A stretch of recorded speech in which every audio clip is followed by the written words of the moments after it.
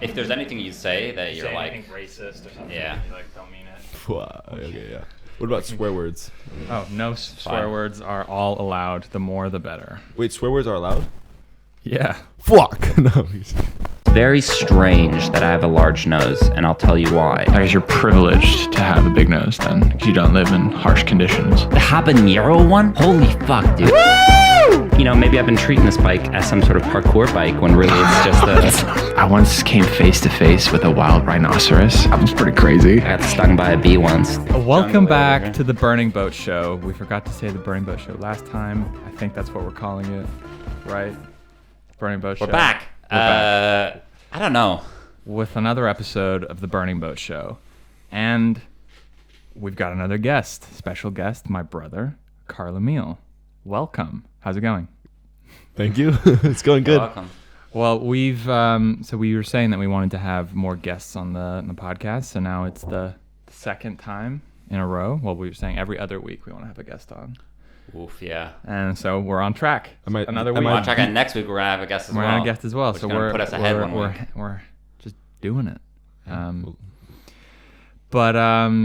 Yeah, well, you're an interesting guest to have on because you were involved in the first project that Taylor and I kind of like worked on together. Yeah. The documentary specifically about you and how you were dealing with anxiety and depression and all that. So it's an interesting, and I'm writing a movie about you as well. So yeah, welcome. How you were just in Frankfurt and now you're back in Copenhagen, but you just moved from Copenhagen. But tell us a little bit about all that. Yeah, okay, so after spending 6 months at the Adventure Sports Boarding School. Well, let's start there. What's that? Okay, yeah? Yeah, well, you were you moved away from home like a year and a half ago. Well, the start of 2018, I moved to Denmark with you and Phoebe. Yeah. Well, we'd already been living there for a couple months, but then we went back for Christmas, and then you came with us. Oh, okay. Yeah. And then I stayed with our grandma for Hell 2 yeah. months while I was looking for a more permanent place to stay. Yeah. But That's true. I didn't really have anything to do. I was supposed to be working with you. Yeah. Which I did in the good. beginning, maybe the first month, but then I just sort of started to fall through with that. I think it was a lot longer than that. It was you were still working. I mean, working for Burning Boat while we were shooting Boris and Johan, which was in April, May. April. Yeah. Wait, Yeah, not 2019. 2018. 2018. Yeah. I remember because yeah, you so- came, you flew there to help us. Yeah. Film some stuff towards the end of our. But already then production. I started to not show up a lot Yeah, of times. yeah. But at that time, I remember Taylor and I were talking about specifically like how we could, like make it work and still have you work there. But then shortly after that, you decided that it just wasn't for you. And then did you move home again, or did you? Yeah, because I needed to finish a English course in order to get a diploma. Yeah. So to ensure that I could get that done, I moved back to Germany with the parents from like September until December 2018. And then after that, you went to this Adventure Sports Boarding School. It's a concept in Denmark called Højskole, which we didn't know about at all. I mean, I'd never heard of it before. And then one of our mutual friends from Denmark was going to be starting up in Aarhus. And I decided to research it, although Mom was very pushy for it to happen. And initially I was like, whoa. Yeah. But I decided to look at it and went to it, and it was like the best 6 months I've had. It was I don't know how it's like I guess it's called like a folk high school. You sleep together in either in rooms of two or in solo rooms, and this was a sports, so specifically a sports boarding school, so we were focusing on moving a lot throughout the week, and everything from climbing to fitness to swimming, adventure, biking around. Yeah. And then combined with some more, what I guess you would call like value courses, where we talked about self-reflection actually and stuff like that, and we also talked about lifestyle. But no exams, no grades, just 6 months where you have your own bubble and you meet a bunch of new people who are equally as committed into, in this case, moving their bodies and being active, and best parties I've ever had as well. Well, I remember not, because I also didn't know about what that was, but it took me a little while to understand what I think I understand it is now, which is that it's somewhere that after you've graduated high school, at least in Denmark, you can, it's quite a normal thing to go to something like a high school before you go to university. Kind of like, I mean, I guess you could go on a gap year, for example, or you could go straight to university, or you could work for a year. Another option is going to one of these high schools, which is a social thing, is what I get from it. No, for sure. From when you talk about it, though, the point is to meet people and do fun things together, kind of like a summer camp a little bit. Yeah, I mean, it was like a 6-month vacation of epicness, where like 6-month vacation, like literally, and we. That's good. Some people would question why I say vacation because, for example, like you could see how many things we were doing constantly. You know, every morning up at 7 a.m. and start, even if you'd gone to bed at 3 or 4, woken up for some horror run, which happened a couple of times. Where we woke up at 2 in the morning and we had to go down and do this 5-kilometer walk through the forest where people were just scaring us, and then we'd still have to get up at 7. Okay. So the unique thing about the school was that it was focused on sports specifically. So people who went there. This high school, yeah. Yeah, that's unique to that. That's not what all high school. No, there's high schools music are. high schools, Right. and So the people who are there, are they typically some people who want to maybe pursue a career within something like? not necessarily. Like I don't athletes? think so. I think it's a combination of people who are naturally good athletes who know that they're happy to do fitness or something. Like for example, me, I know that I've always been happy doing sports. Then I think there's also people who want to get into better shape. There's all kinds of people, and then some people are lucky enough to, for example, me, to sort of find out on a 6-month stay like that what I might want to do afterwards. Right. Because now I really want to study like physical education, learn more about the anatomy, about the body and stuff like that. Well, it definitely seemed like after you went there, you were very different in a good way. Yeah. Very excited about life in general. Is all you talk about is high school. Yeah. There's one time at high school, constantly. So it's good.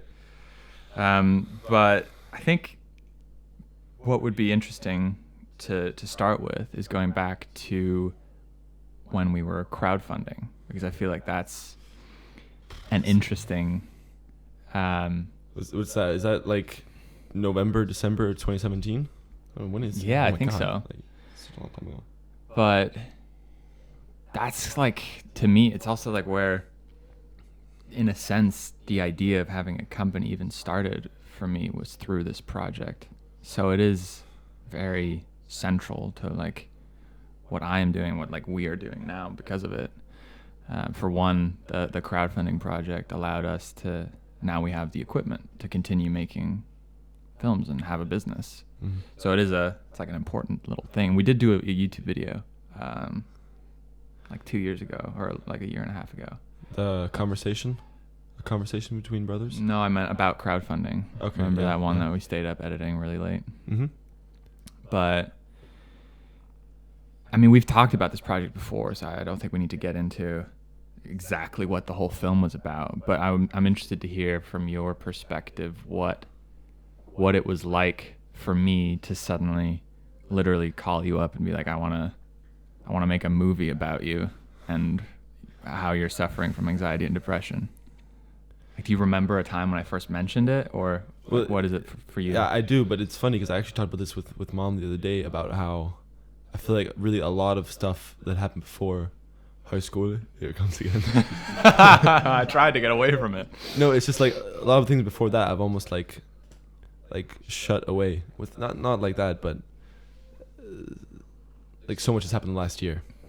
But I can understand that, yeah. With that being said, I don't know. I was in a really bad place. Yeah. So I feel like, I was excited, but I mean, looking at it now, that excitement could have just been like yeah, sure. I don't think I was clear what it was that we were starting. I don't think any of us wasn't were. either. Yeah. So that's fair enough. I think the way it started originally was Well, I remember that. It's my birthday. Yeah. Exactly. On your birthday, I gave you a present which was meant to just be the two of us. And that was Going on 2016, actually. I think that was. No. Yes, I think it was, because I think they went a whole year and a half before we went on our trip together. I have no idea. Doesn't matter, but No, it was, we went on it was Christmas. there's no way it's 2016, 2017. that's true. Yeah, 2016. Yeah. Yeah. Really? That would have Yeah, still it's just been 6 months between Yeah. doing it and shooting, right? Yeah. But there's no way because It was Christmas That- 2016, and then well, I think we went yeah, we go? 20, summer 2017. Yeah, it's 2 years ago now. Right. 2017 just sounds like 3 years ago. Yeah. yeah. Okay, well, yeah. I think so. When 'Cause I we don't did- remember you planning for like. No, I was like I remember it It was being a like, month yeah. after the crowdfunding ended that we went. So Yeah. I had that month to get all the equipment. Okay, yeah, that's true. No, but it started with me. I don't even remember why I wanted to film our conversations on Skype, because this is before your birthday. Yeah. That was the first thing, was that Maybe it's I interesting asked to get you. what was your start with you. Like you gave the idea to him. Yeah. What was your idea behind Yeah. it? I that's what I'm trying to figure out a little bit, because I remember just asking you, can I film some Skype conversations? And I think it was going off of just having started to read about self-help and starting to apply some of the things that I was reading about in my own life, and then seeing some of the things you were struggling with and being able to relate to them, and thinking that maybe I would actually be able to help you by just talking to you. And at the same time, I'm trying to start this filmmaking freelance business, and I'm not getting any jobs, so this might be a project that I could be working on, and who knows what it would turn into. Oh yeah, because you started your own thing, didn't you? Yeah, Mads Productions. Yeah. Website doesn't exist anymore, so don't check it. Yeah. And I think that's probably where it's a feeling of being able to relate to what you were going through on some level, and feeling like what I had needed was just someone to talk to, so that I and then on a side note, wanting to make a film about it. Mhm. So we filmed like 5 conversations where you specifically wanted to gain a certain amount of weight, There was of the- it was muscle the 90-day through challenge. working out and lifting weights and Yeah. training. And then just like a snowball started, and I was like, okay, well, what can we do more? Because we got a really good response when we released that. And I think video. that was the first time for us, at least for me, when I realized how big the mental health issue was. Yeah, same. So many people reached out, parents Yeah. talking about their own That's daughters, it. Yeah. sons. It's actually hard to remember, but when you bring it up like that, that's exactly what it was. It was Yeah. the people writing to us, both like as like dear Mads and Carla, but also separately, talking about their own experiences. And I mean, when we like released a YouTube video, or Mhm. when we were doing YouTube, we get like 100 views. Yeah. When we released this, we didn't have any more subscribers. Yeah. We got, I think, like 15,000 views, Mm. and like within the first couple of hours, or even like half day or something, I remember like waking up the next day, it already had like 600 views. That to me was just like mind blowing. So I mean, yeah, I guess that got us excited about wanting to like do more with it. I think you realized that maybe subconsciously that this was a big idea. Yeah, this was a big idea that people clearly are saying they can relate to. So Yeah. I was like, okay, well, I should make this into a movie. I should actually pursue this project and do more with it, because it was just a conversation. I mean, we were literally just sitting talking like this. And so I came up with a concept, but it still developed, because for Christmas, I just wanted the two of us to go out and shoot a documentary by ourselves.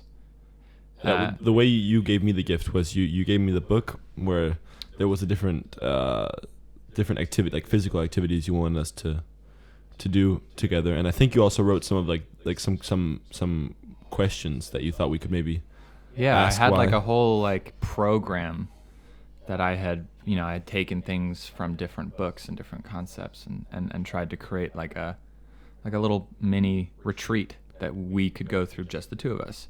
And then you the said idea that, of that they had like the one condition was that you were allowed to film it. I remember that's like the way you gave it to me. Yeah, that might be true. And then from that point on, it started to, I think I kept, imagining how I would actually film it, and maybe it would help if we had someone else filming it. Yeah. And we were still getting people talking about the first video we released, and I was like, well, maybe we could actually raise some money to both give some money to mental health charity and also get some funding to make an actual movie. And that went way better than I think we both expected. Well, I mean, kind of, right? Because we were so 100% sure that when we would launch that thing, I felt like, at least I did, that it would, on the first day, we'd have thousands of euros. I don't remember what that do you call specifically. it? Like, contributed to the campaign. But that it was a lot harder to actually run the campaign all the way through and reach the goal than I ever imagined. So, okay. But I think looking at it, I think I was naive to assume that, and that now, thinking about it, I'm like, wow, that really was like crazy that it worked. Got that like, much. It's insane. Yeah, exactly. I mean, almost, what is that? 300, over 1/3 million Danish kroners. Yeah, it was like 45,000 euros. So big numbers. Big numbers. But like, how did you feel while helping on the campaign, if you can remember? I mean, at this point, when this all started, I had dropped out in the senior year, right, 3 months before the exams. So that meant that all those 3 months and the next, long summer, 4 or 5 months, like a really long summer, because exams were always like a bit before the usual end of school. Yeah, that's I true. believe. Mm-hmm. So I already knew from then that I would have over half a year where, I mean, there was nothing. Nothing was asking of me. I didn't have anything, any school or anything, any jobs. No responsibilities or commitments. Yeah. And then the plan was to go back to school the next year in the grade below me, and then do all of 12th year again. Yeah.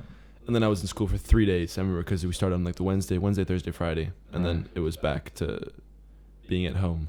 And this is This is because I was the class of 2016, so this must have been the halfway through 2016, leading up until the end of the year, where you would then give me the present. Where we started, I think we had the conversation, so the Skype calls, between October and November of the year when you went to school. 3 days. 3 days, yeah.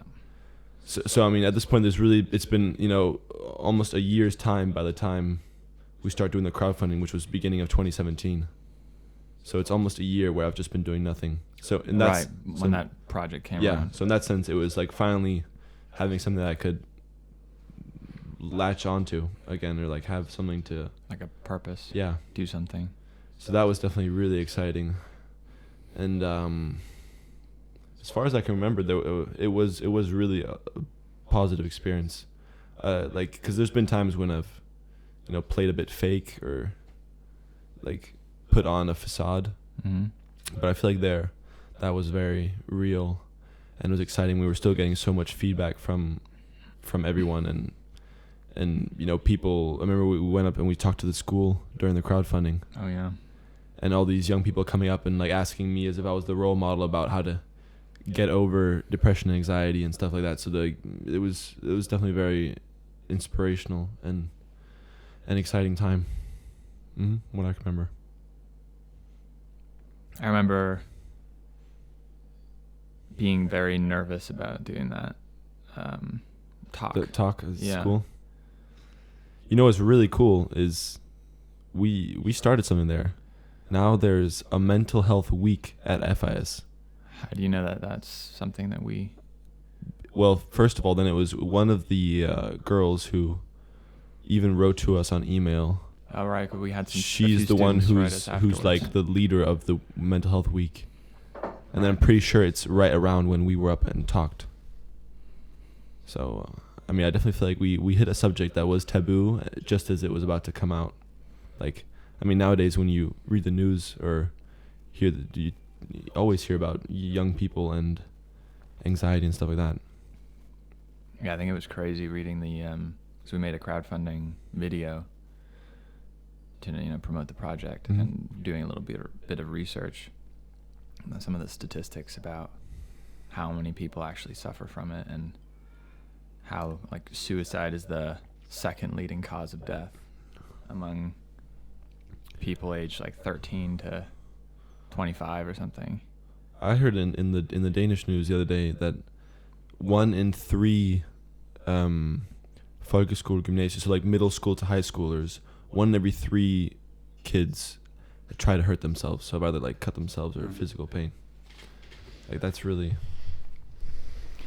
So then, moving on to the actual filming of the documentary itself. So the trip that I had then planned, and then we've gotten all this equipment, we've gotten all these, still on? Yeah. We've gotten all the people who wanted to help, Taylor included. Yeah. What was it?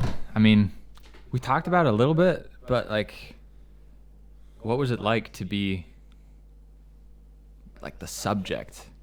Almost like you're this study, or like we're all like literally sticking a camera in your face.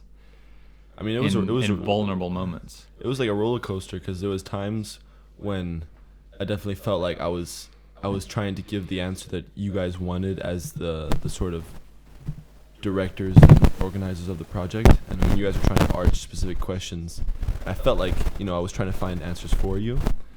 But then there were other times when it was, purely just being the center of attention. That's not. I've always kind of liked that in a sense. Of course, this was a bit more with a negative light, if you can say. Yeah. But I've always liked being the center of attention. So I remember like when we were having all the cameras on me. I don't know, that was, it didn't bother me to be too much. If anything, then it probably did the opposite. But it did make you feel like at times, at least the situation, maybe not specifically the cameras, but just that we were there for a reason. I would imagine would make you feel like you had to make some kind of change in the time that we were there. Well, yeah, I remember that it was like, a lot of times when I was working with you and that started drifting apart, that's because I was living somewhere else, so I would not show up that day. I would give some excuse. I was definitely put in a situation on the trip where I had no choice whatsoever to not do the things we were doing. But it wasn't, then there wasn't pressure. It was just like, I had no choice.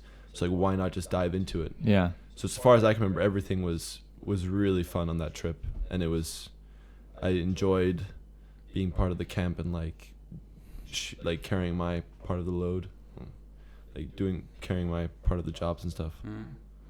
I think that's an interesting point about not being able to, like you would normally do, just not show up or retreat from the situation. Leave. Yeah, that was, I think, one of the main reasons why I wanted to take you on a trip. And like literally, you can't go anywhere. I've like got you for at least a week. It's a tough thing. We've talked about it a lot, this idea of like, well, how far do you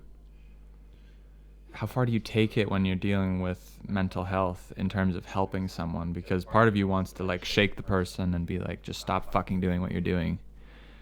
It's hurting you and everyone else, and there's so many other ways to do it. And then another part knows that might be something to make you feel even worse, and then that, you spiral even further.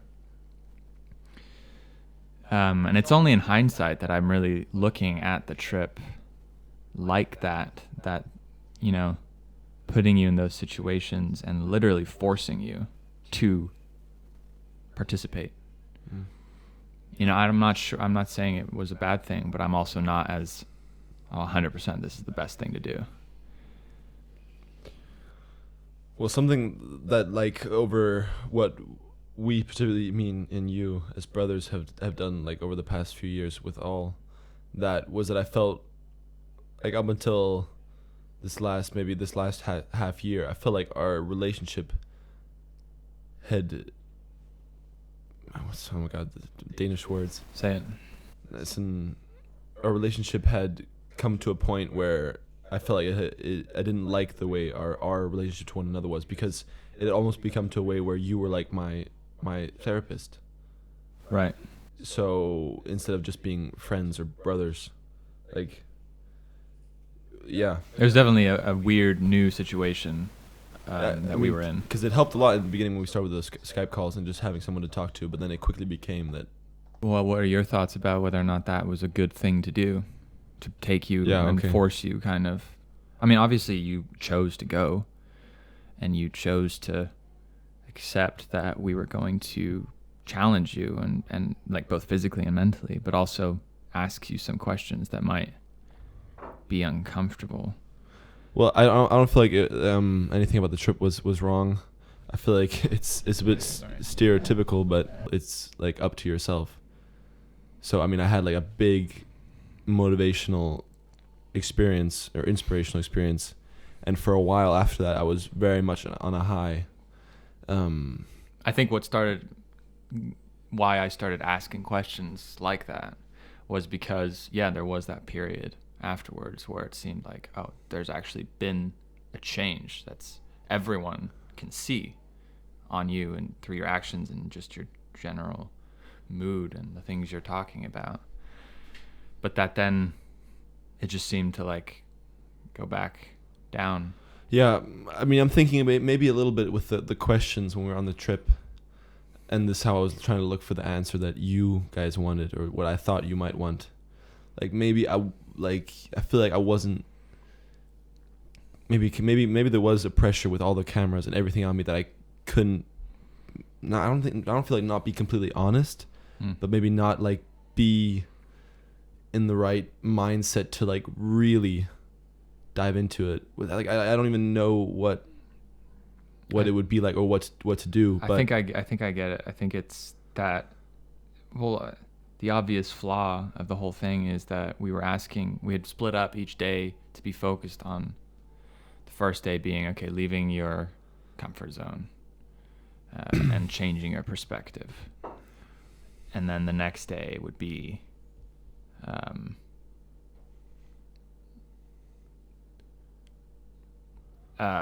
like crush what's holding you back. So like dealing with whatever it is that's keeping you from doing the thing that you want to do. Mm-hmm. Once you've done that, then the next day thinking about, well, what is it that I actually want to do? Like dreaming a little bit. And then finally charting some kind of course to be able to get there. And that all sounds, good, and that's obviously a good way to do it. But to assume that in one day you can somehow get rid of all the thing, like crush everything that was holding you back and be completely, born again, ready to the next day. Maybe it takes a little longer to deal with those things, and you're not, by the time the next day rolls around and we're moving on to, okay, well, what do you want to do? You're still kind of thinking about the things that were holding you back, but now, boom, these are the questions you're being asked. But you're not quite thinking about them yet. So you're not that I don't feel like you were saying things you didn't mean, but I felt like it was just all coming from a point of theory, rather than feeling it and actually being in that state of mind while we were talking about them. But I think even though I then sort of went downhill a bit again afterwards, I personally got a lot out of that trip. Things that I still think about today, because I mean, what it is with anxiety and depression, I mean, especially the things that I think about, like the fear of death, is something I'm always going to have with me. Mm-hmm. So I'm still always working on it, and just suggesting that after the trip there was a little downfall as well. But something that I think about, which we really captured brutally honest on the trip, was after we kayaked, me and you were down on that small island where then you guys like really caught me off guard and wanted to talk about. Why don't you do the things you want to do? Yeah, and then we got a moment when I, teared up, and then I said, I don't remember word for word, you probably do, but with I know exactly because Can you say what did I say there at the end? Which part of it? Well, what I'm saying about I want to be someone who does something that matters, like I want to be like one of the significant ones. Yes, something like that.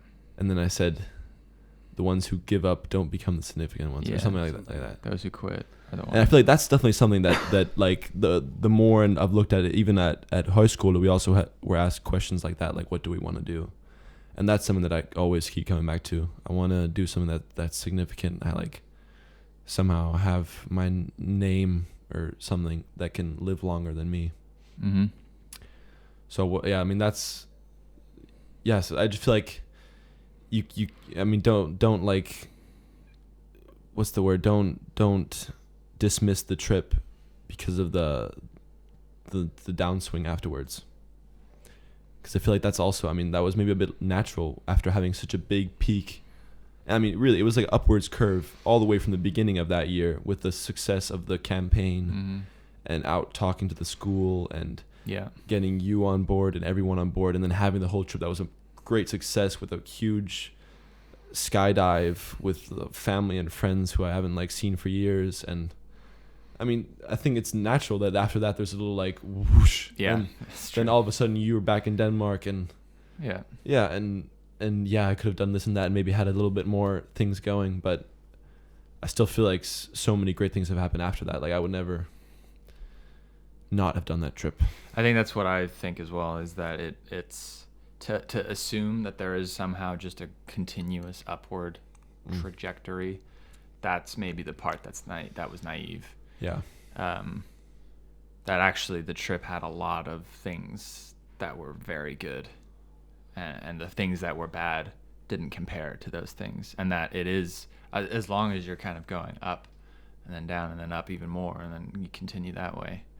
And I still feel like I've committed to what you told me before we took the skydiving jump, about how it was like my metaphorical jump back into like life, back into taking action myself. I mean, that was the only photo of me and you having landed there in our parachute gear. That's the only photo I've had with me the past since start of 2019. So I mean, there's definitely a lot of important things that happened there. And yeah, it's cool. It was the first time that you guys got back in touch. That was with that whole film. I think off of that, I like that idea of going up and you go down, but as long as you go up higher the next time. It's kind of that like microscopically sometimes. I feel that way in life too sometimes, that I go back down on something or go back on something that I said I didn't want to do. But then as soon as you pull out a little bit, you can have this view of like, well, overall, everything is still going up. Yeah. But it is totally like, you can't have a life that's just good all the time. No. You know? I mean, then you get all cheesy and be like, what's success without failure, you know? Yeah, like, a little bit. It is that simple though sometimes. And then sometimes when I have friends who are like, fuck, I fucked up this little thing. And it's like, yeah, but as long as overall everything's moving in the right direction, I think it's totally... I mean, even now, for for me, when I've like finally I've found a place to live in Odense here, the neighboring big town to Copenhagen. Yeah. And with a really good friend who I've met at the high school, and I'm working out, and I've finally I'm almost there where I'm most likely going to be studying uni at next year, which has been the goal for a couple of years now. And like, I mean, a lot of things are really going upwards. I've still had actually a couple nights recently when I've woken up and then been really scared. And like an anxiety attack? No. I had my panic of dying attack. So that's different because it's a lot quicker and a lot more adrenaline pumped. And yeah, that's scary. But I'm like I've been like thinking about it afterwards, what it is that maybe causes that, and it is a big change going into a new place, and sort of being on the edge of my seat, waiting to start this. I have to study Danish because I'm going to be studying the courses in Danish on uni. So it's just around the corner. It starts here the 1st October. So I've been a bit in a waiting chair, and I've been nervous that I was going to fall back in my old routine of not doing anything, where maybe I didn't do something for a week here in Odense, but that compared to the whole year before of doing nothing. So yeah. It's like, it's tempting to want there to be this story of you went on the trip, and then a year after the trip, you know, you've got a job, or you're studying at university, you've moved away from home, you've got all the things that you were struggling with at the time solved. But we've said so many times that like you overestimate what you can do in a year, but underestimate what you do in a decade. And that, you know, it's too small to look at just, you know, one little period of time. You gotta like look at the whole thing. I mean, comparing you now. Yeah, it's still pretty massive. 'Cause I remember one of the things, it's funny that you said exactly what you want to do now, because I remember on the trip a big thing was you saying, I just don't know what I want to do. Yeah. And we were like, okay, well, that seems to be a big priority just to figure out what the fuck you want to do. Yeah. Especially when you're surrounded by people who are so like sure about what they want to do, which doesn't help either, obviously. Yeah. So that's nice. Yeah, to see. and it's like, I mean, I'm definitely going to be studying this physical education, anatomy, the physiology and stuff, but I don't know what I'm going to do after that. And that's actually the great thing about that course is that you can both decide to become a teacher, a personal trainer, a physiotherapist. So, I mean, it's not like I'm like, oh yeah, one of those is me right now, but right now I'm doing what excites me, and you do you. I'm excited. Yeah. How was it to read the script that I wrote about you? That was awesome. That was really, really fun. It's gotta be kind of weird though, right? I mean, yes, it was weird, but it was also just like, I mean, that was another one where you just get one of those over the top bursts of motivation, which, because, I mean, we can't go diving into the script right now, but It's classified. I mean, okay, so it was, hype of motivation, but then there was also a realization like, okay, I have to take acting classes to get on a level that can make justice to how big of a project and how big this can turn out. So it was like inspiration and realization. I mean, there's a lot of things that if I wanted to be the actor in it that plays me, which will obviously give even more authenticity to the project, I'll have to like take some steps myself and do a lot of things. Yeah, and a big part for me was to let you, and I hope you feel this way, to let you know that you don't have to do it. Yeah. Like I really, if you want to do it, that's good. But if you don't, that's also good. And that you really need to figure it out for yourself if that's something you want to do, because like you said, it's a massive thing that it's like, I mean, I feel like obviously you can't just answer on the burst of like reading the script, but I feel like, I mean, it's just like, because I feel like I've started this as well with you. It would be almost be something that I would look back on with a bunch of regret if I didn't at least do everything to see it through the whole way. That's actually one of the Les Brown quotes that has been following me the past months.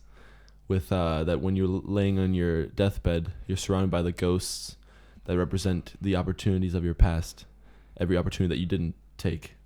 So want to end up with as few ghosts as possible, That's good. It is, it's something that it makes me nervous. The idea of you being in this movie, because as much change that I'm seeing in you, I have been conditioned by you. Your experiences of me in terms of working is not good at all. Well, even just with many things, you commit to a lot of things and then you pull out of them either last minute or during, and so I just can't help but have this feeling of like, that's a lot to trust you with saying you want to do it. So that was also part of the whole, the idea of taking acting classes. That's not something that I need to necessarily organize for you. No, I've already started thinking about joining the theater in Odense. And aside from getting the acting there, then that's also a great opportunity for me just to meet a bunch of more people. The thing is that I actually, and I say this to Taylor all the time, I actually think you could do really well as an actor in certain things. I agree. Because my very first film I ever made, when I was studying film in Frankfurt.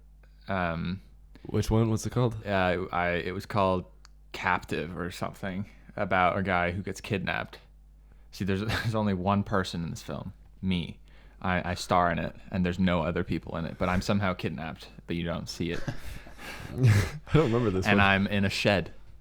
You remember that? Oh, okay. I get locked in a shed in the woods, and I'm stuck in there, and I'm like trying to escape, and I can't, but I'm in there for days.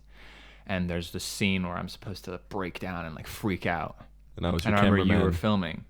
and you were like, oh, you need to just do, like do this or something. And I'm like, well, you show me what you mean. And then you got in there, you like take your shirt off, and then you fucking like freak out in front of the camera, and we're like screaming, and like it looked like you were crying as well.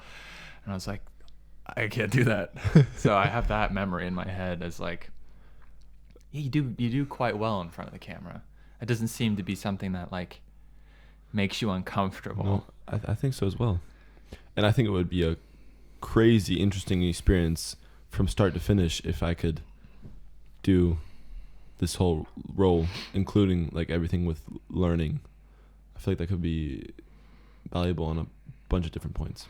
Yeah, because having the potential to be able to be an actor in a film like this is one thing, and that there are scenes that are technically difficult to perform like as an actor. Dialogue and stuff. Yeah, that's stuff that you need to learn and need to practice and need to be able to you just need the skills.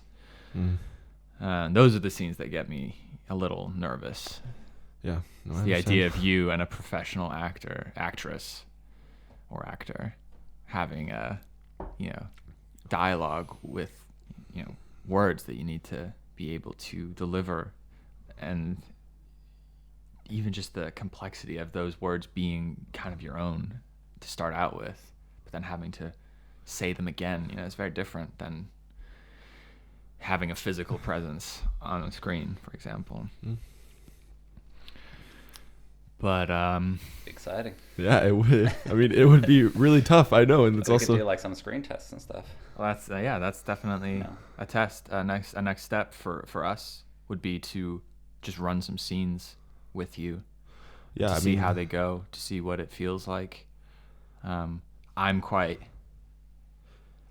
confident that I'd be able to direct you. Yeah, because I think I know you well enough to be able to convey what it is that needs to happen. I also feel like we can, I mean, because we have had bad experiences working together in the past, but I think that was also greatly correlated with the fact that the way that our relationship had developed. Very much like a hierarchy where I was very much above you. And I feel like where we're moving towards, it's going to be a lot more of a healthy place where we could if you put in the work really good I know. show the commitment and show the intent, and then it gets. But with me and Olensa, I'll just have to have some bigger heads up with time wise, and then oh my god, I mean we know nothing about couple time. Steps back. It's like, are you planning on, like, have you talked about how long you want to stay in Denmark? No, but we're not talking about going anywhere. Okay, interesting. I mean, it's like it's like 2.5 months since I finished the script. Oh, I see. Have you read it since? Nope. Okay. So that's then, I guess the next step with that project is to go back and rewrite it. Not like rewrite it, it's just a process of going back and changing things that don't work. There were some tough parts to read in the script. Yeah, I know. Also with my real life situation. Oh, I see what you mean. I thought you were criticizing the writing. Like it was hard to read. Hard to understand. I get some of the dialogue was a little bit cheesy. Yeah. That'll probably go in place. Well, it was all taken from real interviews with you, so back at ya. I wanna, if everyone's cool with it, I wanna finally do fucking review time. Oh, let's do it. We have this new segment. I don't know if you've seen it. Review time. It's review time. It's review time. Movies. Podcasts. Books. So, anything that you're currently reading, listening to, anything you've watched, TV, movies, we can start, but it's going to get interesting. It's not meant to be anything too long. It's supposed to be a short, little snappy segment where you review something that you're don't do. I once reviewed like 10 movies in a row. Stack of DVDs. And it was like, this one's good, this one's bad, this one's all right, this one. So I should start the review time here. I can Do start. you want to start? Go ahead. Well, I have like multiple different. Okay, so I watched the Travis Scott "Look, Mom, I Can Fly" documentary on Netflix. I can highly recommend that for multiple reasons. I don't really know anything about Travis Scott. I knew he's a hip hop artist for anyone who doesn't know. I knew of him because he came out with a music video a year ago that happened to come out when we were editing a music video, and I watched it for inspiration a few times because it had some like crazy effects in it. Other than that, I hadn't heard of him, and I watched this documentary, and I was just so fascinated by him. I think I'm fascinated and drawn to anyone who is just a little insane but has somehow made it.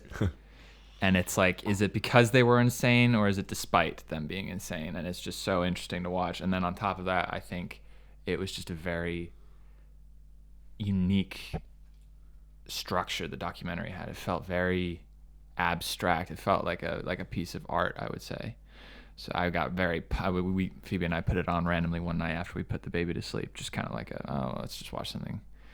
And by the end, I was like, oh my God, this is awesome. So I really like that one. Highly recommend that. And then Stars out of 5. 5. 5 5 out of 5 would Yeah. recommend. But I'm also so easy to I if there's something Don't agree I like, in that statement. Do not. I don't know. You're I not feel easily like pleased. Did you watch it? No, I haven't watched Oh, it. I don't know. If I feel like if there's one part of it that I really like, that's the only thing I can think about, and I like love the whole thing, or Yeah. at least I remember it that way. I'll review 2 more things. I'm reading a book called Spark, which is about how exercise affects your brain, and I'm only a couple of chapters into it, but there's just some very interesting studies. There's these schools. Exercise does what for the brain? What'd you say? Improves the brain. How exercise Okay, improves the brain, I think, is the wording.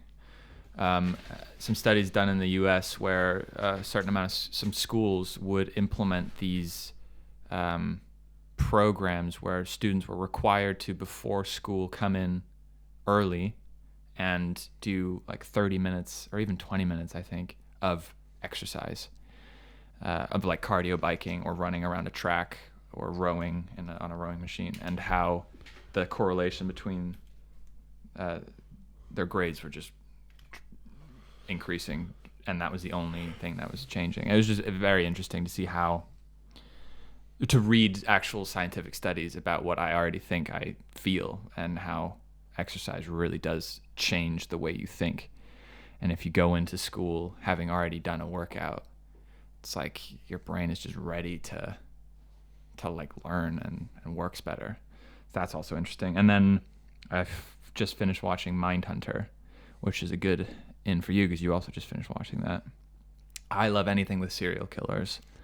With anything with crime, murder, mystery, I'm interested because I want to know who did it. So I really enjoyed that. And it's the first episode, at least, is directed by David Fincher.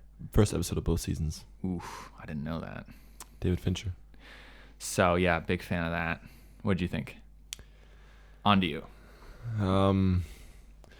Yeah, well, I thought it was interesting to, for example, learn the birth of the word serial killer, which for us is normal. Right. And also the fact that They coined that term. Yeah. Yeah. And I was surprised because they started, what were they calling it in the beginning? Sequence killer. Yeah. On top of that, I found it very interesting so the whole series is about this FBI unit, behavioral science unit, that sort of creates the fact that psychopaths have like a pattern of ways of thinking. Yeah, and they go into the psychology. They go into the psychology of serial killers, which I also somehow feel is like pretty straightforward nowadays. Right, like standard practice. Yeah, to look at. and when you watch the more newer films, you go straight to how was the person thinking to figure out who it is.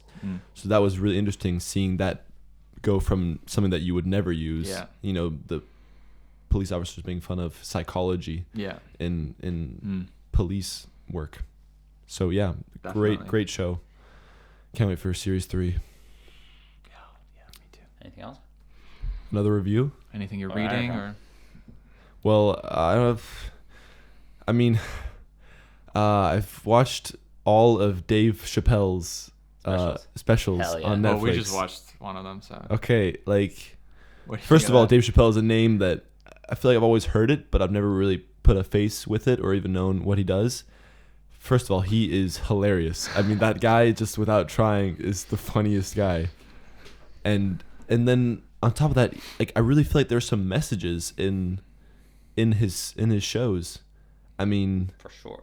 really, like and some of them are obviously, like it says, like jokes, and it's crazy how in nowadays world every word you say you're held accountable for, even though it's a show business, like show business. But at the same time, I feel like there's like I could turn off the TV after a special with like a lot of thoughts going through my mind. With, I mean, he does a lot of specifically talk about a lot about genders and races and the president of the United States. So I just felt like it was a great experience watching it. Like I felt It's like I a learned, learning experience. Yeah, right? I learned something. I haven't laughed that much alone for like, I don't know how long. See, I watch that stuff in the morning when I get up before Phoebe does when I'm sleeping with Oscar, and he's sleeping on me rather, I should say, and I'm laughing, and I have to try not to laugh so I'm not waking him up. Yeah. Chappelle, have you ever watched Chappelle's show? No, but he talks about it constantly, Yeah. and they always get mad applause. So I'm like, maybe. But unfortunately, haven't really been reading my book right now. What's your book? I'm still on Eaters. Eaters lead last. Yeah, Leaders Eat Last. Right, yeah, I got your stack of books a couple Christmases ago. Still making your way through. I'm not laughing at that. See, Let's hear it. You've been excited for these reviews. let's go. So many. First one, I think, was called The Unconsoled. Was a book I read after the Kungsleden in Norway. Yeah. The reason I liked it was because it was the first time I'd read a book in a while where they just had a bookshelf of books that people had left behind. So you just went up. I didn't know any of the books. I just picked one and you start reading it. Yeah. And I thought that was interesting because I'm so used to picking like if you're going to pick something to read now, you pick like a classic or, like there's so many good books that it's even hard to like stumble upon like a bad book in a sense. Yeah. And it was really fucking good, that book. I really liked it. Then I started another book called The Jitterbug Perfume or something, which was amazing, but I couldn't finish it by the time I left. So now I've got to get that book somewhere and finish Actually, I had to the leave last it like behind. 50 pages. Are they both like fiction books? Yeah. And then I read The Old Man in the Sea. That book Isn't that a fucking classic? is so Yeah. fucking good. And then I was all into Hemingway, and I'm like, let's keep going. And now I'm reading Farewell to Arms. I think it's a little bit boring. It's a little long. It's not even that long. It's only like 300 pages. There's something about it that's like... Is Hemingway A little slow, the writer maybe. who has drank a lot in his days? Yeah. I think Yeah. he died of like cirrhosis of the liver or whatever. Oh, Is that what it's called? No, he killed himself. Did he? Yeah. Oh, I didn't know that. history lesson. Oh, and let me just check this. I have no idea. I thought you told me that. I Continue. have no idea. Spoilers, he's still alive. And movies. I watched Tree of Life by Terrence Malick. People have told me to watch it so many times. I was one of them. Such a fucking good movie. With Brad Pitt With Brad and Pitt, what's Jessica her- Chastain, Yes, and I watched that Sean with Mads. Penn. Yeah. That movie. Do you like it? I thought it was very like Very.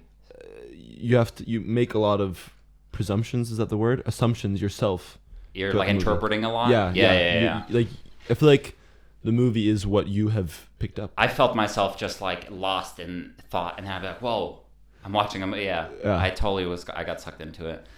And then I watched this Danish documentary called The Five Obstructions with Lars von Trier and what's his name, Jürgen Leff.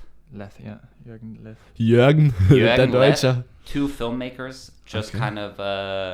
The one filmmaker gives the other filmmaker obstructions, basically, on how he's supposed to remake one of his films 5 times. Obstructions meaning like rules that are meant to be difficult. So one rule is like, oh, you can't have any shots that are longer than 12 frames. So half a second. So the whole film has to cut the code the whole time. And then he has to the director has to remake one of his old movies with that. With that in mind, like how would you shoot it if you had to keep that in mind while shooting it? So do they do the shots, Yeah, or is it all like talking? No, they talk. It's so funny. I mean, Mads was saying it's probably a different experience because he said the subtitles in English aren't like totally accurate. Okay. But like obviously they're speaking Danish, and then he gives them the rules, and then the guy goes out, makes the film, and then they watch the film together and talk about it, and then he gives them the rules for the next film. Such a fucking good documentary. Is that I a really documentary loved it. series then, I or did- a I did documentary like that film? film. Yeah. Did he kill himself? It says suicide, yeah, but I'm just trying to find out how. Yeah. If you drink yourself to death, is that suicide? I don't know. That's why I was. There There wasn't a idea. very clear, obvious first answer, so I'll have to get Okay. back on that.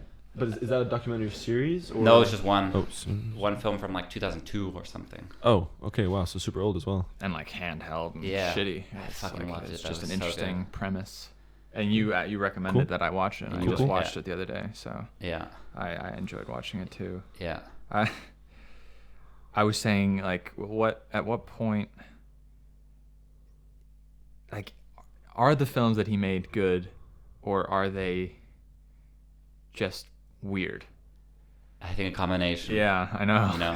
Because it's Well, hard. Last Frontier's films. Well, that's another question, but I wanna go down that no, rabbit the hole now. Jürgen Leth's films that he was remaking, the ones that he was coming up with, the remakes. Some of them were just so bizarre, and Yeah, I love the cartoon one. I like the remake that he did. Do you feel like a non-filmmaker would enjoy the film as well, or was it more like for no. No. Well, I think maybe. you would. Maybe. I think you would. Okay, specifically not. I don't think you would. Oh, Okay. suck it. But it was No, probably definitely like people- even more exciting for you guys when it was about like Yeah, for sure. techniques, rules when it comes to filmmaking. It's just interesting, and it's like I don't want to spoil it for people, but there's this very interesting kind of thing that comes out in the end, which was I will talk about that. I There's a did want to deeper talk meaning about that. behind it, which is the part that everyone could learn something. Yeah, exactly. Well, we can say it. I don't think it's going to spoil. No. But it's this idea that he says at one point, the attacker is the one. He even says like, obviously it's the attacker. Obviously the attacker is the one who exposes himself in the end. Which is this kind of rule of like, I find it so interesting because like in the military that makes sense. Whoever attacks kind of exposes more information about their side. You're showing your formation. You're coming out. Okay. Your position, your strategy. Yeah, exactly. You're the one putting everything. And then it has this deeper meaning also of like if we're having an argument and I'm really heated about one thing, it kind of exposes something about myself. So if I'm super like telling you this one thing about it, you can kind of read into it and be like, well, I must have some insecurity about it, or I must have some ulterior motive behind this little thing. And I thought that was interesting because it allows you to look at yourself and say like, when do I get heated in moments, Yeah. or things that kind of trigger me in certain things? Yeah. And it's like those are actually that's all kind of saying little things about yourself. You're like, I must bother me. That reminds me of when I was reading that parenting book, which is exactly that. Like, pay attention to what gets you Yeah, exactly. angry. What hits something. Yeah, why? And think, why is that? Yeah. And then it's very revealing often that there is a very direct correlation between Yeah. something from your past or something you're dealing Yeah. with. That is why you were reacting that way. Yeah. Anyways, I thought that was super interesting. And then, I don't know, a bunch of other stuff. But one thing I rewatched The Dawn Wall and Free Solo. Yeah. And we had talked about it a little bit. Yeah. And it just reignited my, I think they came out the same year. Oh, we watched Free Solo together. I forgot that. Did we? Oh, yeah. Yeah. We were just sitting different places. I'm In just the going to go out and cinema. say You two were again- sitting together. I was sitting alone. Yeah. Oh, yeah. I just don't think Free Solo is that great. In my opinion, I really didn't enjoy watching it. Especially I watched it right after Dawn Wall, and both those movies came out the same year, I'm pretty sure. And I think Dawn Wall deserved the Oscar, honestly. Right. Dawn Wall, yeah, there was something about Dawn Wall. Even though that if you was- ask me like which feat is better, Right. I would go the Solo all the way. Like that's way more of an impressive athletic feat and way bigger in that field. But film-wise, I thought it was Yeah. really interesting to be able to watch both and see why I thought one worked and why I thought the it was, other it was one also didn't like, work yeah, as like well. with, I don't know what you think, but for me, like with Alex Honnold doing the Free Solo, sort of just waiting for the climb. I didn't really feel like there was that much story. And the climb with- is only like 15 minutes in Yeah. the movie if you watch it again. It's really short, and it's heartbreaking too because I love Jimmy Chin and he made it, and it's this very like I want to love it so badly. Yeah.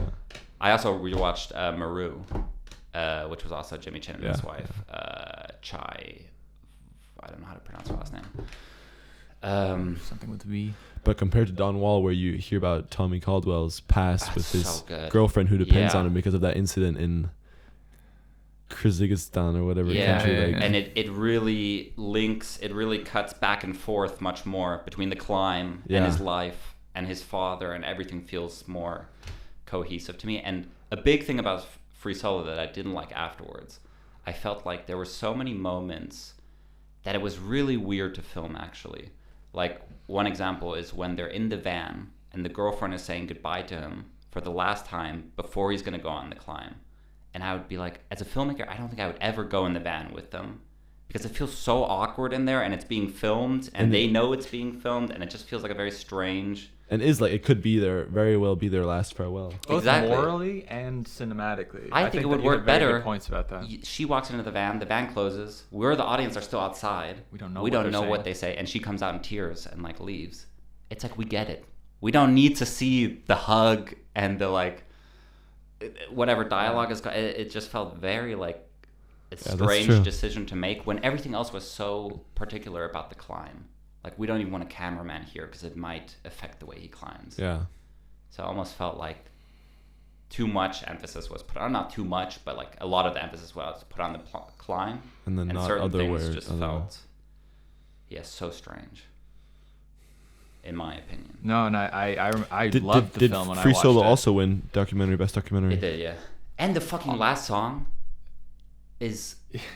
so bad. No, but this is good because I will play a little no, we'll get. I afterwards I was like, yes, that was worth the wait. I loved watching that. I really enjoyed it.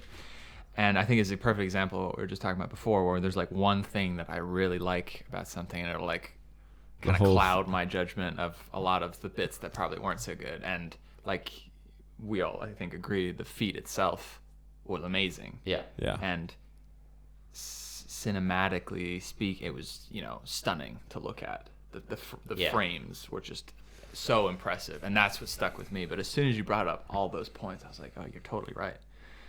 Like, yeah, it could have been done better, and there's all these things that weren't good about them, and things that that I hadn't thought of. But also, then I listened to this podcast afterwards about them making the movie. Yeah. And you notice like how hard, I mean, it's always this thing of like, you say, oh, I didn't like that movie. Yeah. But obviously you still respect like that somebody fucking made a movie. Yeah. Especially in the conditions where they said like, one of the rules was nobody was allowed to tell Alex, when are you going to climb? No one was allowed to ask him. You have to have a crew ready. Every day. For who knows how long. Yeah. Just sitting around, never asking like, hey, do you think you're ready? Or, are you going to get ready? And blah, blah, blah. I thought that part of it was fascinating. Just the logistics. There is a clip. I think he says the night before. He says, "Guys, I think tomorrow's go time." Yeah. So he does say himself. That's lucky. And they talk about it between themselves. I think that is in the documentary, where they're kind of like speculating, like, I think he might be doing it tomorrow, but they're not allowed to say it to him. And then the girlfriend doesn't know. And you were saying that they should have put that in the movie. Well, there's a lot of things too where they said I feel like that's the true. podcast, and I thought it was so interesting, where they said like he wears the same shirt every time he climbs, this like red shirt, right? Same pants, same shoes. He has a super strict schedule where he gets up at 4 so that he can poop before he gets up onto the wall, and he like lives that schedule for however many months before he's going to do the climb. I'm like, all that stuff is so much more interesting to me than the relationship, Especially when they already did break down the fourth wall in terms of they did have the camera and Jimmy Chin on the film talking about. Then they should have incorporated all of that. Yeah, for sure. Yeah. But go watch it. And Maru, so fucking good. Always. Yeah. Or even on climbing movies, Valley Uprising, which was the first. Yeah. That got me into climbing. Yeah. Yeah, same. Yeah. I'm sure there'll be more stuff, but for next time on Review Time. We should have an ending to our review segments. Yeah. That's all. Yeah. Rumble. Anyone have any other topics they want to bring up? How far are we? An hour and 10 minutes. I'm good, bruv. I'm good. Yeah, me too, bro. I've got no questions for you, bruv. Eh? Let's end it there. Thank you for coming on the podcast. And thank you for having me. We hope to have you again on soon. See you next time. Oh wait, this Yeah, what show do is you- made. oh, This what- show is made possible Oh, by yeah, yeah, yeah. our supporters on Patreon.